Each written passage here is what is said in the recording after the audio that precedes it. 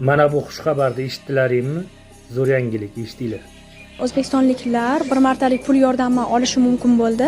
Ushbu tartib haqida gapirsangiz, bu bir martalik yordam pulini kimlar oladi va ular mablag'larni olish uchun nima qilish kerak? Mana kuni kecha prezidentimiz tomonidan aholini ijtimoiy muhtoj qatlamni yanada qo'llab-quvvatlash chora-tadbirlar to'g'risida qaror qabul qilindi va bunda demak quyidagi aholi qatlamlarini bir martalik moddiy yordam shaklida qo'llab-quvvatlash belgilangan. Demak, buni endi qanaqa tartibda to'lanishini haqida qarorda belgilab ketgan. Qaror chiqqan kundan boshlab to'lovlarni amalga oshirilishi.